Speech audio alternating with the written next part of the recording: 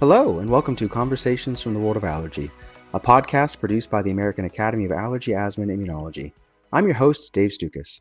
I'm a board-certified allergist and immunologist and serve as the social media medical editor for the Academy. Our podcast series will use different formats to interview thought leaders from the world of allergy and immunology. This podcast is not intended to provide any individual medical advice to our listeners. We do hope that our conversations provide evidence-based information. Any questions pertaining to one's own health should always be discussed with their personal physician. The Find an Allergist search engine on the Academy website is a useful tool to locate a listing of board-certified allergists in your area.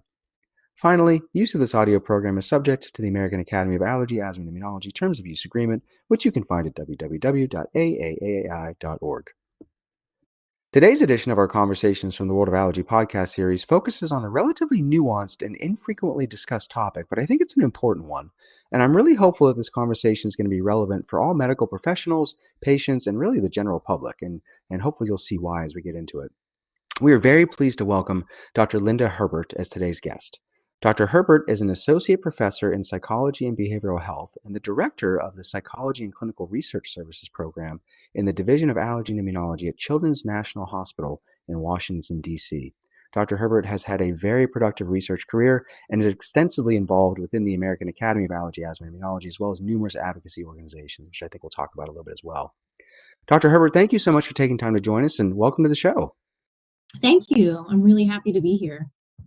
Well, I think you're the perfect guest for many reasons for this topic. But before we get into that, I'd like to learn a little bit more about your career. I believe you're the first psychologist that we've had on the podcast, which is very exciting. So can you just talk about what led you to become a psychologist in the first place? And then also, how and when did you intersect with the world of allergy and immunology? How did that come about? Sure. These are really good questions. And it's fun to kind of reflect on how I came to be where I am today. So I've always been really interested in the way that health intersects with our daily lives, and in particular have been fascinated by the way that family meals really are such an important dynamic of how families operate. And as I started learning a little bit more about health psychology, I started learning about these chronic illness conditions that affect these everyday meals. And I was really interested in understanding how exactly does that change dynamics within the family, the way that families interact with the world and they socialize. And there were two events that I would say in particular affected me and led me to food allergy when I was in my undergraduate career. One is that I actually had a roommate that had a peanut allergy. And I witnessed anaphylaxis when her boyfriend gave her a cookie that had peanut and nobody knew it. And I had never seen this before. I had, known about allergies, but I think once you witness anaphylaxis and see the impact that it has, you really get this interest in allergy and you really get it and can understand why folks might be anxious or worried. And then the other part that really led me into allergy was that I was working in a pediatric research lab at UMBC, where I did my graduate career as well. And my research mentor, Dr. Lynn Dahlquist, she was collaborating with an allergist at the University of Maryland Medical Center, Dr. Mary Beth Bollinger, who was working with her to understand some of the impact of asthma. And Dr. Bollinger was bringing up to my mentor that, I'm noticing a lot of stress and anxiety among my food allergy patients and their moms too. Is this something that we should look at? And so that was, I hate to admit how long ago, but in the early 2000s, we started doing interviews and we started collecting data from parents of kids that had food allergy. And it was really interesting to see what they were noting about the impact on daily life. And once I realized that this was such an area of need and saw that there was a gap, it was a very natural thing for me to step into this role. When I was a fellow at Children's, and Dr. Hemant Sharma approached us and said that they were interested in having a psychology allergist. Isn't that fascinating how just sometimes chance encounters with those that we work with or roommates can really shape our lives and our careers? They do. And that's what's happening all the time around us. Like we're having these chance encounters and they're affecting the way that we see the world and the questions that we develop about what our patients might be going through. And I have a different perspective now too, because I have a nephew that has allergies and I have a daughter who's in elementary school. So she's interacting with kids and coming home and telling me, we can't bring peanut anymore to school because my friend has a peanut allergy. And she sometimes reminds me about what she can bring and not bring. Yeah, and for those of our listeners who aren't familiar with Dr. Herbert's work, she really, along with her colleagues, was a pioneer in helping us better understand the impact of anxiety and quality of life on those living with food allergies. And I think that's a good segue into, your sort of program that you started in 2013, which is really one of the first programs in the United States that was dedicated to psychological research within the specialty of allergy and immunology. Can you talk about how that came to be and also what your program has grown into over the past decade? Sure. Yeah, I'm happy to tell you more about that. I think, you kind of got the precursor of what led me to food allergy research to begin with. And as you noted, there really weren't any programs that were a natural thing to step into. And I was just very fortunate that Dr. Hemant Sharma was at Children's, had started an allergy program, and he had the foresight to put together a food allergy parent task force. And it was through talking with them over the years that he felt that it was really important to have someone that could support families in the emotional aspects of food allergies. So when he approached me and we worked together to put this vision together for a food allergy program, we knew from the start that we wanted it to not only be a clinical service that would be providing support through therapy and consultation liaison services for food challenges, but also a groundbreaking research arm. We wanted to be able to put together both that clinical and research piece. And I think that's what's really fun about academic medicine is that we work with patients, we learn from them about what's important to them. We then take those research questions we've developed and we try to understand, is this thing that I'm offering able to help you, and what are the nuances that we need to help you? And then we get to take them back to the clinical team and try them out and implement them in a way that will then improve more lives. So it's that cycle that's really fun. And so this program, the allergy psychology program, started in 2013. We just celebrated our 10th year, which I'm really excited about. And we've grown. So initially it was me, and then I was able to bring on a psychology fellow who was able to stay on with me as faculty for several years before she left. And she's actually now started her own program at the Cleveland Clinic. This is Dr. Ashley Ramos. And then we were able to bring on research assistants, other clinical trainees. I have since hired a new psychologist, Dr. Tiffany Kickline, who's working with me. And we have another fellow, and we have a fellow coming on next year. So we now have a team of about 7 of us that are offering clinical services and conducting this research. That's fantastic. Congratulations on your anniversary. And you're so humble and modest. But what the other thing that you've done is you have taught the rest of us, how you go about this. And many of us have benefited from your experience and the education you provide to all of us. And you've been extensively involved within the American Academy of Allergy, Asthma, and Immunology. And I recall a time when there were very few, if any, psychologists involved in our organization. So, can you offer some thoughts on the best path for any interested colleagues to get more involved, as you have?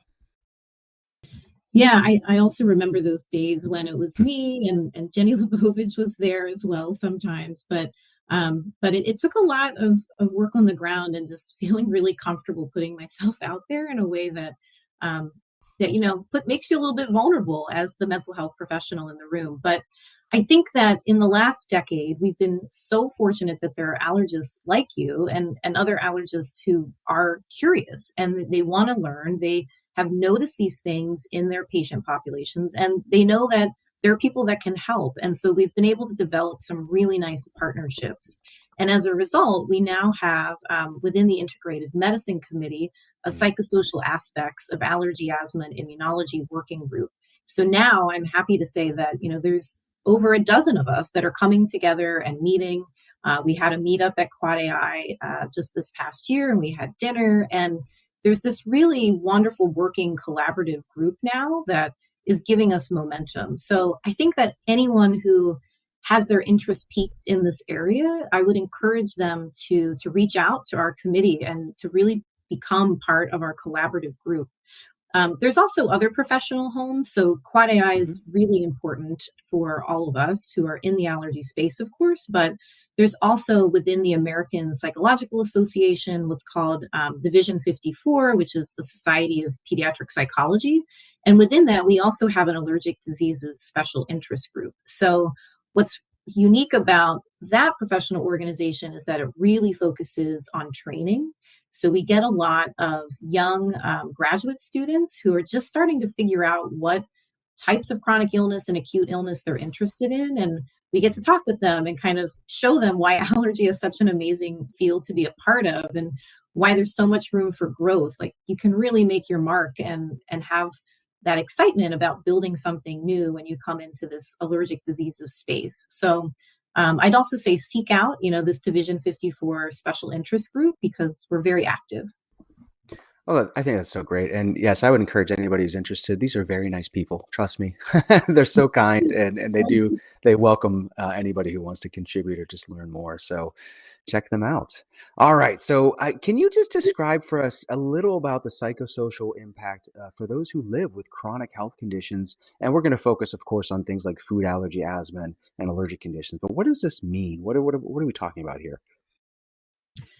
When we're thinking about the impact of chronic illnesses on daily life, one of the big things that we consider is quality of life. And so, in the world of allergy, we see that the quality of life of caregivers of kids with food allergy, of pediatric patients, and we're starting to learn a lot more about adult patients with food allergy too. But we see that there is substantial impact on a day to day basis across a lot of different domains. In particular, on diet diversity, on social activities, and also on just kind of emotional functioning. And one of the things that I like to point out to people is that anybody who has a chronic illness is going to feel stressed. It's not a mental health diagnosis to say that if you feel stressed when you have food allergy, that that's a mental health diagnosis, that there's something wrong with you. It's a normal human response to be stressed about the fact that you're looking at labels every day, about the fact that you have to advocate and communicate and be thinking. And parents really and families describe this point of vigilance that they feel. And so if you imagine that you're feeling that way every day, of course it's going to have an impact on what you do socially. Of course it's going to have an impact on what your range of diet is, and just how you're kind of feeling day to day about your place in the world.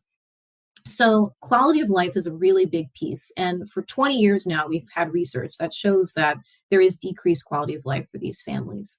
What we also see is anxiety. That's the other big piece, of course. And that also is a very normal response, and in many ways is adaptive, because we know that if you're not looking at food labels, if you're not being vigilant to your environment, you may experience accidental allergen exposures and allergic reactions. And of course, we want to prevent that. So we need a level of vigilance and anxiety.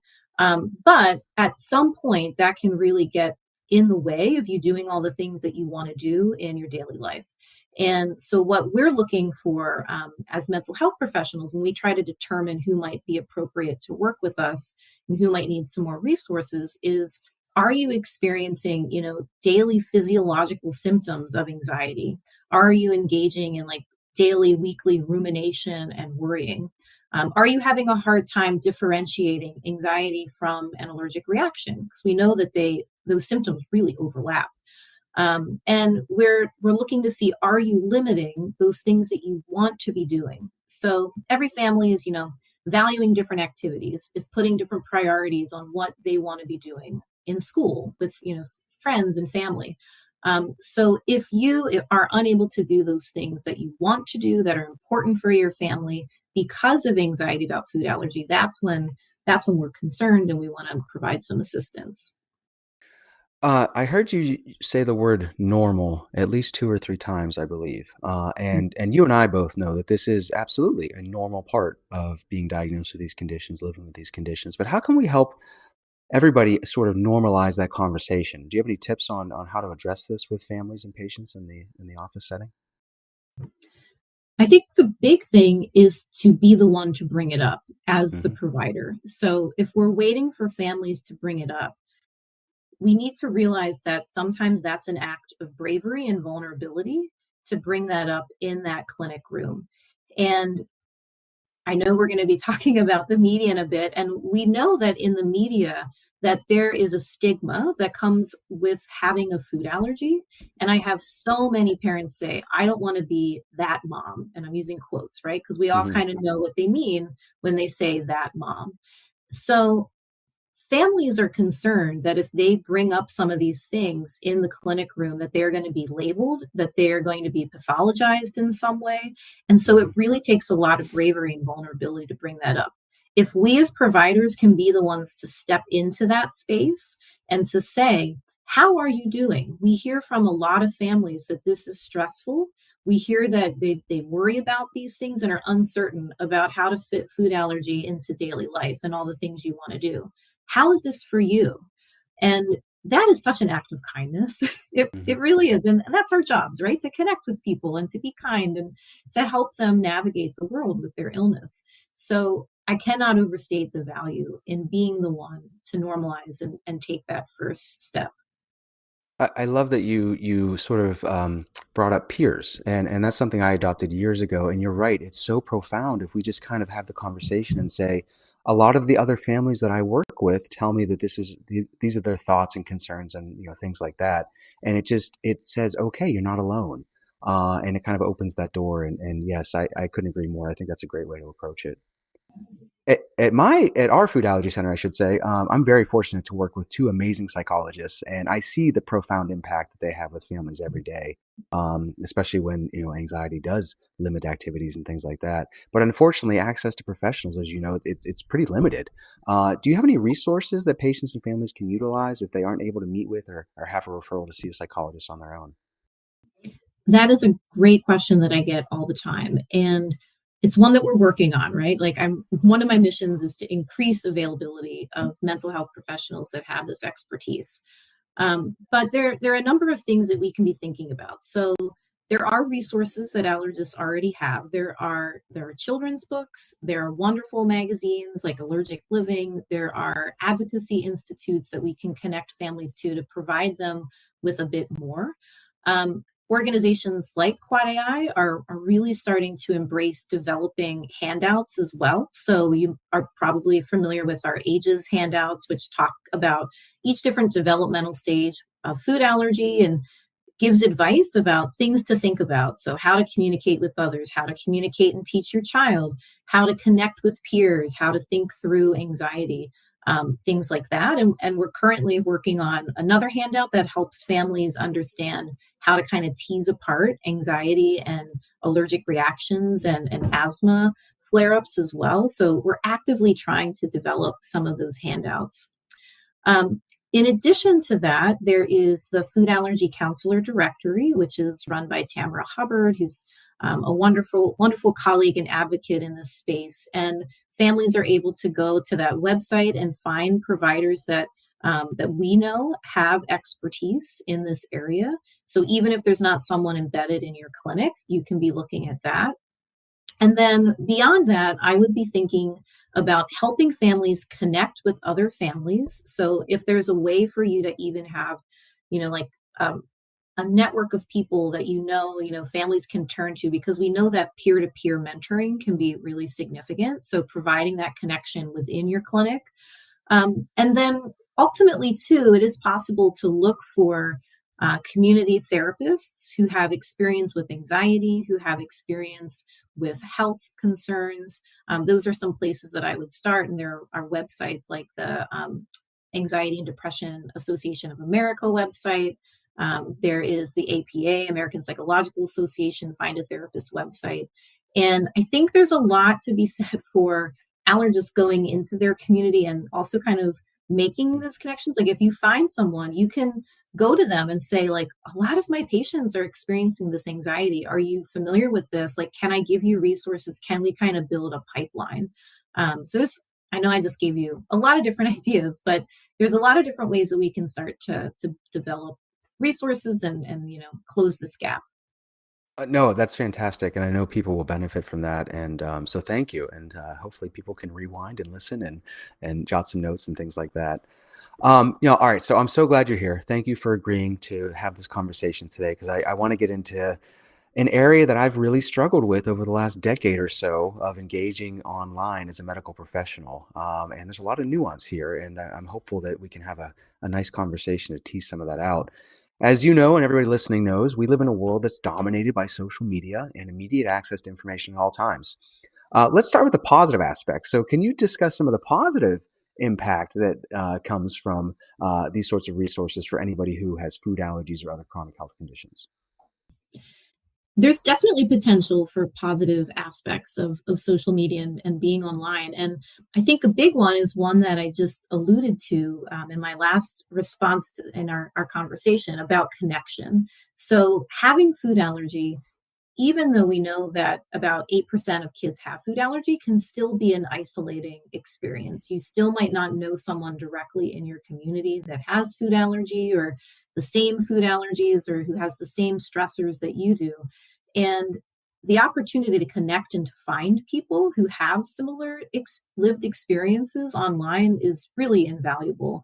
And I've heard that from many families that, this has been a way that I've been able to feel less alone, to feel that my experience is valid and that, that I'm not crazy, right? Like this is something that's real. So that's a big positive, I'd say. Absolutely. Yeah, just that peer connection. Well, what are some of the negative consequences when people with food allergies or chronic health conditions engage online, especially if they're looking for health related information? There's definitely that flip side of some negative experiences too. And I think, one of the big ones, of course, is the risk for misinformation, inaccurate information. Um, not, everybody has an opinion about how you should be managing your food allergy. And so if you ever look through comment threads when somebody has a question about treatment, you'll get every single answer in very different ways and a lot of judgment. And so it can be really hard to cope with that. And it can be really hard for everybody, even a really, adept person in the world of social media who knows how to filter out, the untruths. It can be really hard to filter that through. It takes a lot of effort.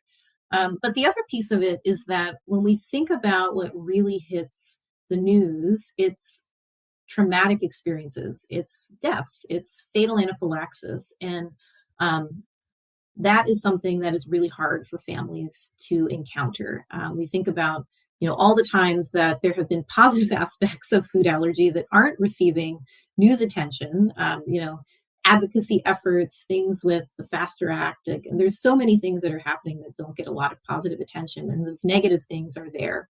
And then that scares families. And so I have kind of mentally noted that after there is a really scary news story, we might get more therapy referrals because families are thinking about this. Or in the context of a therapy session, especially with younger kids, parents will bring it up and they'll say, well, what do I tell my child? Do I let them know about this? Like they might see it, they might hear about it. So we get a lot of questions and can see an uptick in vigilance for sure. Yeah.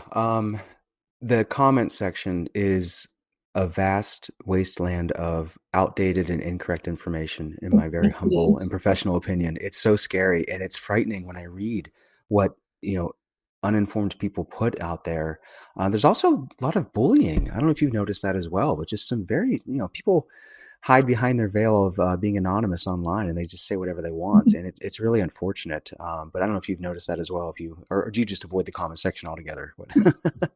I kind of decide day to day because some you have to decide if you're mentally prepared to take in the trolls of the day. And it's sad that even within the allergy world there are these internet trolls that come out. But yes, I mean bullying is a very big concern among all of this. And that's kind of what I was getting at with some of like the judgment that's out there. And Hmm. you can never tell in a 3 sentence description of how you're managing your child's food allergy what's really happening, right? Like there's so much context and nuance, and people make these snap judgments, and it's really cruel because here you have someone who's reaching out to others for help. They're clearly wanting assistance, they're putting themselves out there, and they're not getting back the kind of support that we would really hope that they would. Oh my gosh. Yeah, I could talk to you all day about this. All right, let's move on. So, let's talk about something, the headline effect. So, this is essentially where people make decisions based solely on the headline of an article without even reading or taking a deeper dive into the substance within. And I've read, various, studies that have looked at, you know, large percentage of stories are shared without people actually opening or reading things. They just share the headline basically. Can you tell us about how this impacts people when they're spending time online? Absolutely, the headline effect is really significant. So, as you said, people are sharing things without really reading the story. And we know that a lot of these stories themselves don't have a lot of information. I think about how many times we don't really know what happened, but we're still sharing and spreading. And so they get amplified. And then so suddenly everybody's just seeing this really negative thing. And it's really hard to get that out of your brain and to put that aside and to think kind of rationally about what the situation might be and the broader context of like the world of food allergy and how how things are actually going. So it's very distracting, and it increases the arousal in our body and makes it harder to make rational decisions about things. So it may be that that's at the top of your mind the next time you're thinking about going to a restaurant, going out with colleagues or friends, or letting your child have a play date. And yeah, it just really can interfere with all those other things that you want to be doing. So can you tell us a little bit more? You sort of touched upon this. Excuse me. If somebody reads something scary online, ourselves included, are there ways that they can kind of recognize that internal emotional alarm bell going off? And when they recognize that, what should they do about it? That is a great question, and it's not something that you are able to easily fix, in like a day or two. But what Hmm. I would recommend is starting to pay attention. So, the first thing that we do as psychologists who engage in cognitive behavioral therapy is we help people bring awareness to when they're having these responses. So, okay, like the other day, you noticed that you had this really big emotional response. And what did that feel like in your body? And what was the trigger for it? And what was the context in the situation? So we develop this awareness so that in future, you can be more quickly aware that that is happening in your body and that you're going to maybe some negative automatic thoughts so that you can then use a strategy to help bring yourself down. So the next time you read that headline and you have that emotional response, like, wait, I know what's happening here. I know that this is because I've read something scary. Let me take a couple of deep breaths.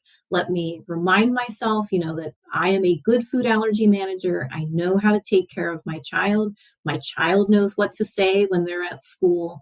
We have their emergency medication. We know that the statistics actually tell us that this is very rare, and it just allows you some time to slow down. So it's that combination of developing awareness and then using some behavioral coping strategies, as well as some cognitive reframing.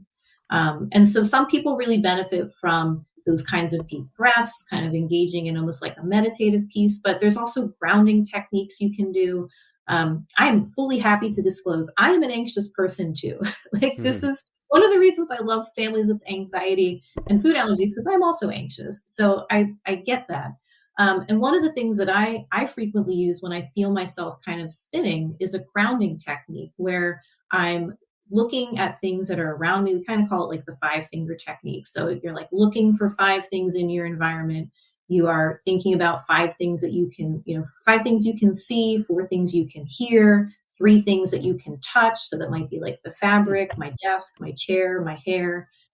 Two things that you can smell or taste. And then for kids, we sometimes add in like one thing you really love or one thing that makes you happy.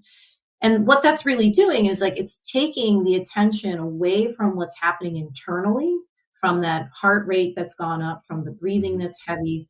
It's taking attention away from that spinning set of cognitions and allowing you to take a moment to regroup to where you are. I think that's great advice. It took me a long time to learn this with myself, and we're all human, right? We all go through these experiences, and this was during the early days and the height of the COVID-19 pandemic when I was trying, like many of our colleagues, to put out good information on social media to help people make decisions about just avoidance measures and viral transmission, all kinds of stuff. But it was so toxic, and after a while, I finally learned to recognize my increased heart rate. I would get a headache, my shoulders would get tense, and those are my physiologic responses. And that was me, my body saying, "You need to put your phone down and walk away." Uh, Yeah. but but my good, it took me a long, long time to recognize that. So yeah, this is hard stuff. Mhm. And the thing is, we're fortunate in that we don't have a high frequency of these stories, right? Hmm. So if we're thinking about like just the story, these headlines of really scary food allergy things, they're not happening so frequent that you have a lot of opportunity to practice this. So it takes a little bit of time to Hmm. develop this as a skill set. And I mean, thank you for disclosing your own experience with this because so much of us and our role right now is to normalize this, right? So here, Hmm. listeners, you have two people who are telling you this happens to us and it's taken time and it takes practice. And even when you get really good at it, there's going to be times when it's harder and times when maybe it doesn't work and you have to kind of regroup. And you're going to find new triggers sometimes that surprise you. And COVID was definitely one of those.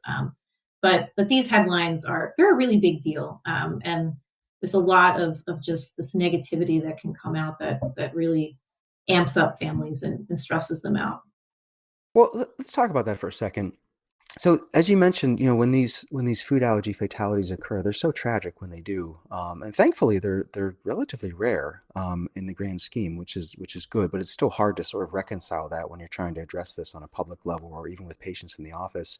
And we know that these stories they get circulated widely within the allergy community every time that they occur, and they generate a ton of emotional comments. How can we help people balance those sad stories with the reality of their daily life? You sort of touched upon this, but what are some ways that all of us can sort of address this? It's a really important thing to consider how we help families after they've seen some of these scary headlines. And I think that there's the set of objective statistics that we can give families, but we have to recognize that there is this high emotional response to these things. So simply Hmm. telling someone, well, the actual probability that this will happen is X, Y, and Z. Like that's scientific, but it's not what's helping and connecting with the family in the moment. So sometimes you do just have to pause and allow the family to process and tell you how they're feeling about this and what that's brought up for them. And allow that space to be there before jumping into dismissing it because Hmm. we of course we don't want to talk about that. It's scary. Like let's move on. Like we'll say, you're going to be fine, your child's going to be fine, but that's not in the moment what the family really needs. So giving them that space, allowing them to process it. And then from there, we can go into all of the things that we know can help them. So we know that providing some facts can help them, that emphasizing prevention steps is really important. So you can affirm all of the things that the families are already doing and help them see that they are effective, that they're, boost their self-efficacy. You're already doing a wonderful job reading food labels, but is there any other way that I can help you with that more, right? Is there anything else? Any other questions that will help you with that? You already have your epinephrine auto injector and you know how to use that, but would you like us to practice that again Hmm. today? It can always be helpful to have a reminder. With parents in particular, we sometimes have to remember that kids were diagnosed when they were very little. So we need to educate them as well. So if parents are then saying, but is my child going to know what to do? Can say, all right, well, let's take a moment and give them a little more education. Like let's teach them again about their food allergy and why we're reading food labels and what that looks like, how to read the word peanut, how to read the word wheat. And equip them with the skills that they need, and then provide that connection to them for other people in their community and remind them like you have done a good job with this, you have your network of support, you're not alone with this. And I think that this stuff is all hard and it takes time, and I think that's part of the challenge, right, in our medical world, is that things are really fast paced, but there's Hmm. so much value to taking things a little bit slower. I think that's great advice. Can you talk a little bit about cognitive biases and do you ever discuss this with patients, and if so, how do you typically address it? We absolutely talk about cognitive biases. That's a big part of the cognitive behavioral therapy piece. So, I mean, one of the things that we initially tell people is that our brains are very good at making shortcuts for us, right? Hmm. Like we're processing so much information and it's way too much. So our brains are going to naturally come up with ways to help us not have to use as much energy to think about something less.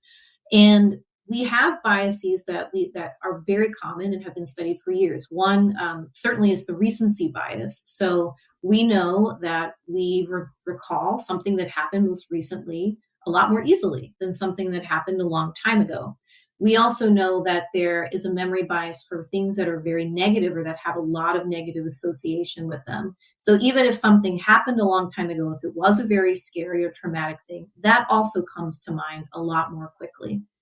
And so, similar to how we were talking about ways to kind of slow down when we notice that we're feeling very triggered by a negative news alert, we can also develop awareness of when some of these biases are happening. We can say, like, oh, my brain's immediately going back to that time that that really negative thing happened, but am I maybe discounting all those times that something went well, that my child was able to navigate the situation, or that I was? And it's helping families then balance out what that negative thing or that most recent thing was with all the other information that we have. So with kids in particular, we kind of do these like detective games. I talk with them Mm. about being a detective and like, can we find the facts? Can we find the evidence for this or that? And then when we look at that landscape a little bit more broadly, it can be easier to see that, we've jumped to a conclusion that might not really be the one that's helping us in that moment. Oh boy, there's a lot to unpack there. So let's go back to the negativity bias for a second because it is so powerful. I think this ties in very closely with fear mongering, which is a powerful tool that's used in marketing a lot online, as well as headline writers. We talked about the headline effect, and even influencers online. Everybody talks about the hidden toxins and the hidden allergies and things like that. Can you tell us a little bit more about what fear mongering is and how it impacts our view of the world? Absolutely, fear mongering affects our view of the world, and we notice that in all of us, right? So we know that things that sell are things that really elicit a very strong emotional response in us. And the big thing that can do that is something that scares us. And so if individuals are looking for clicks, if they're looking for someone to turn on the TV to their station, like, there's a very specific reason that they then are using some of these very fearful headlines. It's to get that attention, get that money, get that notoriety, whatever it is. And that's a very like it's a very old principle. Like, we Hmm. see that even with kids, right? When I do behavior therapy with families, like, we know that kids want attention, and if they don't get it for doing something positive, like playing with their sister nicely, then they're going to do it for something negative. They're going to get that attention in another way. Like, they're going to hit someone, they're going to like scream.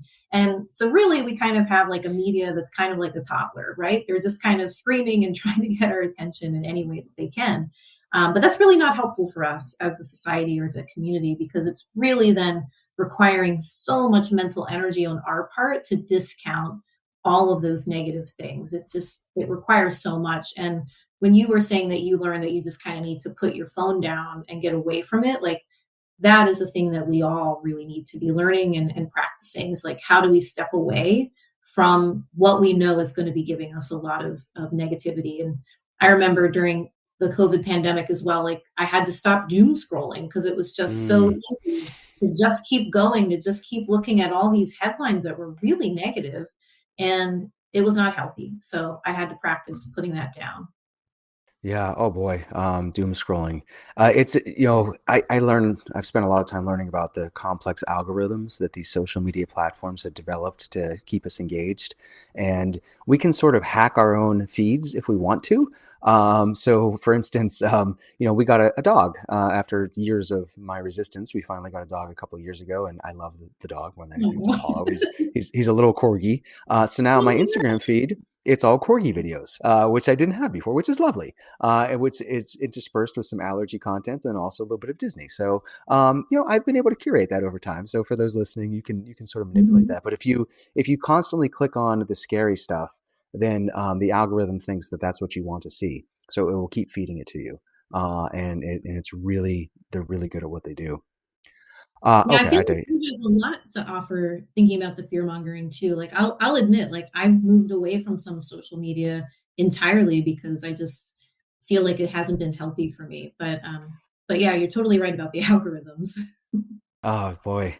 Every once in a while I have a family come to the office and I ask questions about just how are things going, and they tell me that they no longer dine at restaurants that they used to go to, or they haven't gone on a trip because they're afraid to get on an airplane because of something that they read online or something in their social media feed. So what do you do when you have a family like that, who they develop extreme anxiety and this fear that prevents them from participating in activities that they previously were doing? That's a really powerful situation, and we certainly do get families that come in for therapy who report that.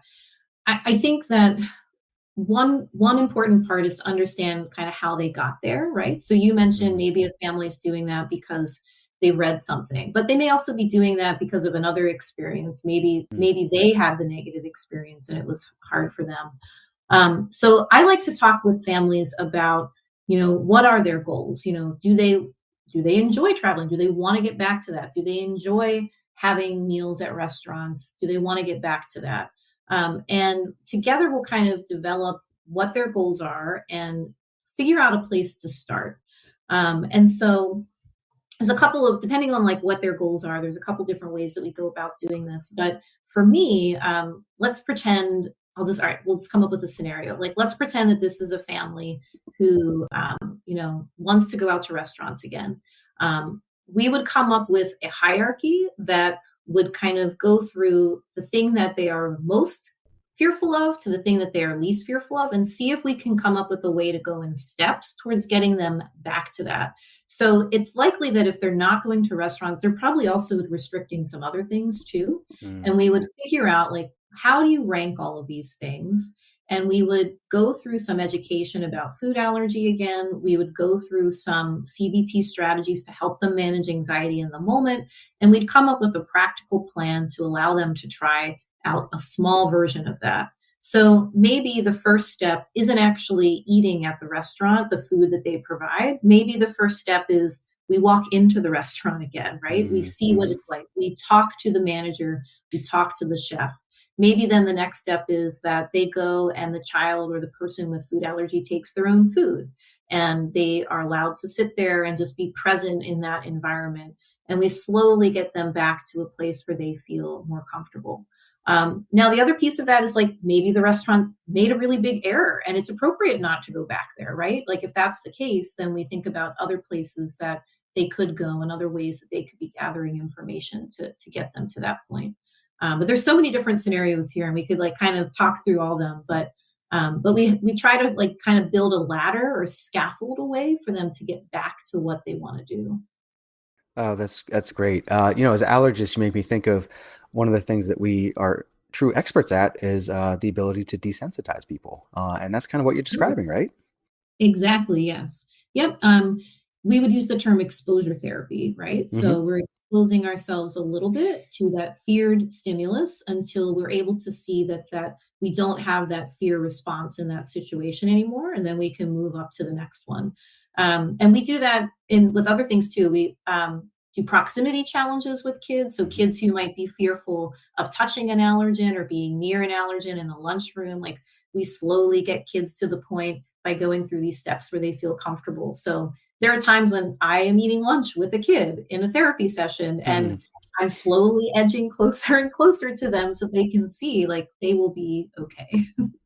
Oh, that's great. What advice do you have for allergists and medical professionals in general when we have patient encounters? Is there some way for us to screen our patients to see if they've been impacted by some of these scary headlines or other stories that we've been talking about? Screening patients is a really good question to be considering, like how we would best do that. I think that I had encouraged before kind of starting with the question of like, how are you doing, with Hmm. families, asking them and normalizing for them what's going on in their own lives and in the broader kind of allergy community. I hesitate to directly ask families, have you heard about XYZ story? Yeah. Because if they haven't, then that's really just kind of planting something and potentially making them anxious about it. But you could kind of open the door and be like, what's new lately? Like, do you have any questions about what's happening in the world of food allergy? You can kind of leave it like open-ended like that. Hmm. And see what it is that they bring to you, because the other thing we have to remember is like there's pockets of this and there are some kind of groups of families that are maybe more likely because they're more active in social media to learn about it than others. The other piece of it you had asked about just maybe screening more generally. So we do have some good measures now of food allergy related psychosocial functioning. There's some anxiety specific questionnaires. There's the quality of life questionnaires as well. And whether or not you really screen for that, I think you want to think about very carefully, because I think it's incumbent on us, if we identify a family as having very high anxiety, that we then do something about it. So I think we can start by asking questions like, are you experiencing trauma related to this? Are you experiencing anxiety related to this? But you really need someone who can interpret and like understand some of the screening. So I'm hoping that I'll have better answers for you for some of that in a couple of years. One thing that I will take this time to really advocate for, though, is screening for food security. And I know Mm. that's not ostensibly the topic of this, but we are using the hunger vital sign in our clinics to screen for food security and then providing families with resources if they need it, simply because we know about the impact of having to buy expensive allergen free foods. Yeah, I'm glad you brought that up. I think it's all related. Absolutely. So thank you. Well, you sort of touched upon this before, but if you don't mind, I'd like to ask about your personal use of social media and whether you've instituted any rules or boundaries in your own life. Can you give us a peek behind how an expert such as yourself deals with all this? Well, I'm not going to claim I get it right all of the time, but I used to be active on Twitter, and I found great value in that, especially during the pandemic, because I felt connected to the allergy community, and that's really Mhm. why I launched into that. I've used that a bit less due to maybe some personal feelings about the current owner and CEO, but I continue to use Instagram, I continue to use Facebook, and I'm on Reddit a lot as well. And I think the big thing is kind of giving yourself time limits on that, right? Mm. So if you're noticing that you're feeling triggered by something, you need to stop and to put it down, and re-engage in something that's more enjoyable, right? So counter whatever that negative thing is by doing something a little bit better. And it can be as simple as like hugging your significant other, petting your corgi, right? Like something that you know is going to give you some good serotonin and some good vibes again. The other thing is I continually am working on myself to make sure that I'm not just scrolling at night, because it's so Mm. easy to lay in bed and just like to keep looking through things. And in part, that's like a reverse procrastination, right? We don't want to go to bed yet, but it's really not helpful for us. And so giving ourselves those limits, I think, is really important. Oh, I appreciate you sharing that. With about a year ago or so, as I learned more about this, I decided to keep my phone out of the bedroom, and it made such a tremendous positive impact on my sleep quality, and just my mood and everything else. And it's just I don't even take the phone up there, and that way I'm not tempted to scroll through everything and just see one more article or whatever. Yep, that's very wise. And thinking about kids too, like it's really important for us to be monitoring what they're doing on social media as well. And every family has different values and ideas about how kids interact with technology, but having a conversation as a family about what might be appropriate, and ensuring that you're asking kids about like, what are you looking at online? What are you encountering? Because one of the things that's possible is that a parent has not seen that scary headline, but the child has, and you might Mm, not know that they've seen it. So it's just important to be aware and monitoring what's happening with your kids too. wonderful advice. Dr. Herbert, this has been such a great conversation, and I know this topic can be very challenging to discuss. So I hope that it was helpful for our listeners, and I really appreciate you taking the time to join us. Do you have any other advice or anything else that you'd like to discuss before we depart? We could talk about so much, but I think it's really important to be kind to ourselves, right? So we want to give space and be kind to our families so that they can process and build that connection with us, but also to be kind to ourselves and realize that we might also be responding to some of these negative headlines. We might also be reacting to them, and we need to take time to kind of process that for ourselves too, as opposed to like jumping into talking about it with families sometimes. So kindness and then connection with others. It's so important for us to connect like we are today, and to make sure that we're having, those connections in our real life. And so we can remember the things that ultimately matter. The thing that got me into food allergy and The world of health psych was about that connection, was about sharing meals and being together and doing the things that we value. So I encourage you all, do something fun with a loved one. Great advice. Thank you again for joining us today. Thank you. We hope you enjoyed listening to today's episode. Please visit www.aaai.org for show notes and any pertinent links from today's conversation. If you like the show, please take a moment to subscribe to our podcast through Apple Podcasts, Google Podcasts, or Spotify so you can receive new episodes in the future. Thank you again for listening.